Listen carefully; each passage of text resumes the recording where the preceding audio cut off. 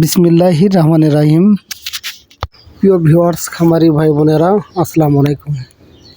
প্রিয় ভিউয়ার্স, খামারি ভাই বোনেরা, আজ অনেক দুঃখ কষ্টের সঙ্গে আপনাদের সাথে কিছু কথা শেয়ার করব ইনশাল্লাহ। আজকে যদিও একটু মন খারাপ, তারপরেও কিছু করার নাই। আল্লাহ যা করে ভালোর জন্যই করে, এটাই আমাদের মেনে নিতে হবে, এই বাস্তবতা। প্রিয় খামারি ভাই বোনেরা, আজ আমি হঠাৎ করেই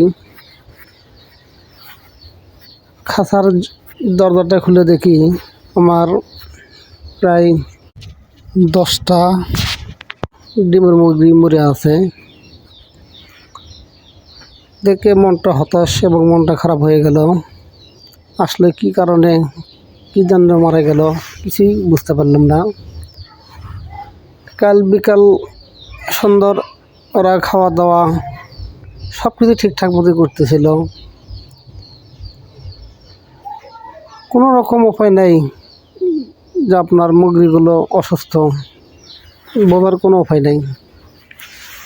সকালে হঠাৎ করে দেখলাম এই অবস্থা।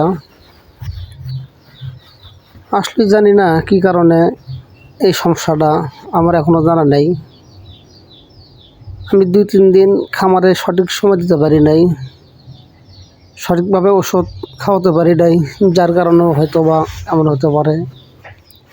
প্রিয় খামারি ভাই বোনেরা, কি বলবো, ভাষা খুঁজে পাচ্ছি না।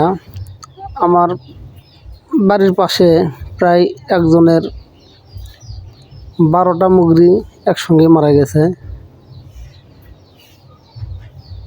আসলে কি কারণে কি হচ্ছে কিছু বুঝতে পারতেছি না।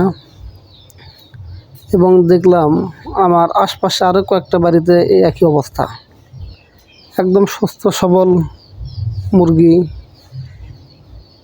কেমন জানি হঠাৎ করেই মারা যাচ্ছে। প্রিয় খামারি ভাই বোনেরা, অথচ দেখেন একই খাঁচায় বাচ্চাগুলো খুব সুন্দর আছে, বাচ্চার কোনো সমস্যা হয় নাই। আবার দেখতেছি হাঁসগুলোও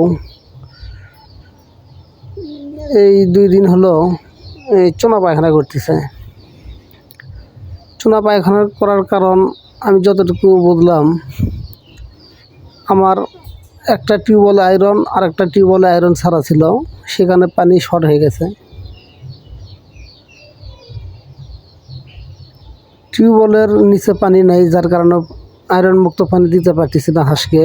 আমার অন্য একটা টিউবওয়েলে আয়রন আছে, তারপরও বাধ্যতামূলক আমার ওগুলো পানি খাওয়াতে হচ্ছে, যার কারণে হাঁসগুলোর চেহারাও কেমন জানি সাদা থেকে লালটা হয়ে গেছে। আয়রন যুক্ত পানি আসলে কখনোই খামারের জন্য প্রযোজ্য নয়, এগুলো পরিত্যাগ করাই ভালো। তো আমার নতুন করে বোর্ডিং না করা পর্যন্ত এগুলি খাওয়াতে হবে।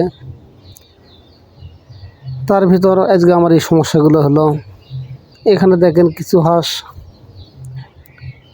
আমাদের এখানে বলে ও সময় হচ্ছে, আপনাদের ওখানে কি বলে তা জানি না। এগুলো ডিম ফোটার জন্য প্রায় 30টা ডিম দেওয়া আছে রাজহাঁসকে। আপনারা দোয়া করেন ডিমগুলো যেন সঠিকভাবে ফোটে, হাঁসের বাচ্চাগুলো আপনাদের মাঝে এই ভিডিওগুলো যাতে শেয়ার করতে পারি। প্রিয় খামারি ভাই বোনেরা, আমি দেখলাম মুরগিগুলো মারা যাওয়ার পর আমার হাঁসগুলোর কী অবস্থা, কেমন আছে। আলহামদুলিল্লাহ, আমার হাঁসগুলো অনেক সুস্থ সবল ভালো আছে। প্রিয় খামারি ভাই বোনেরা, আপনারা যদি এই মুরগির অসুস্থতার ব্যাপারে কেউ কিছু জেনে থাকেন, অবশ্যই আমাকে কমেন্টের মাধ্যমে জানাই দিবেন, অথবা আমার ফোন নাম্বারে 1 মিনিট কথা বলেন, আমি ব্যাক করে কথা বলবো। আসলে কী কারণে এগুলো হচ্ছে, এই যে দেখেন হাঁসের চুনা পায়খানা, এটা গত 2 দিন হলে এই সমস্যাটা। আর এই পানিগুলো খাওয়ানোর পর থেকে এরকম, আমি যতটুকু ধারণা করতেছি আয়রন পানির জন্য এবং সঠিকভাবে পরিষ্কার পানি দিতে পারতেছি না। যাই হোক, প্রিয় খামারি ভাই বোনেরা, অবশেষে মুরগিগুলো দেখেন, এইটা দেখেন কে বা কারা জানি মুরগি ফেলে রেখে গেছে। আসলে এটাই কিন্তু মূলত রোগ ছড়ানোর লক্ষণ। আপনারা কেউই এভাবে মুরগিগুলো শুধু মাটিতে ফেলে দিবেন না। দয়া করে সবাই মুরগিগুলো মাটিতে পুঁতে রাখবেন, না হলে পুরো এলাকায় এই রোগগুলো ছড়ে পড়বে, একটা মুরগিও বাঁচবে না।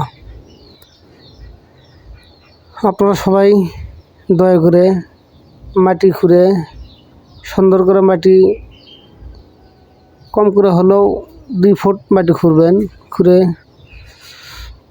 মুরগিগুলো চাপা দিয়ে দিবেন যাতে এলাকাটা ভালো থাকে, দুর্গন্ধ না হয় এবং অন্যান্য মুরগিদের কোনো ক্ষতি না হয়। প্রিয় খামারি ভাই বোনেরা, আমার আর আজ কথা বলার মতো কিছু নাই। খুব খারাপ লাগতেছে। আমার এই মুরগিগুলো অলরেডি ডিম দিচ্ছিল। দৈনিক ডিম তুলতাম, অনেক ভালো লাগতো, কিন্তু আজ থেকে তো আর ডিম তোলা হবে না। আরও কয়েকটা মুরগি আছে, এগুলো দেখি কি অবস্থা। এর আগেও দেখতে পারলেন মুরগিগুলো একদম সুস্থ সবল, অথচ হঠাৎ করে মারা যাচ্ছে। এ বিষয়ে কি বলবো আর। আপনারা অবশ্যই যদি কারো এই বিষয়ে জানা থাকে আপনারা শেয়ার করুন। আর অবশ্যই মরা মুরগিগুলো মাটির চাপা দিয়ে দিবেন, ওপেনে ফেলাবেন না, যাতে আপনার পরিবেশ দূষণ না হয় এবং অন্য অন্য মুরগির ক্ষেত্রে উপকার হবে। ভিডিওটি অনেক লম্বা হয়ে গেল, সবাই দোয়া করবেন। আসসালামু আলাইকুম।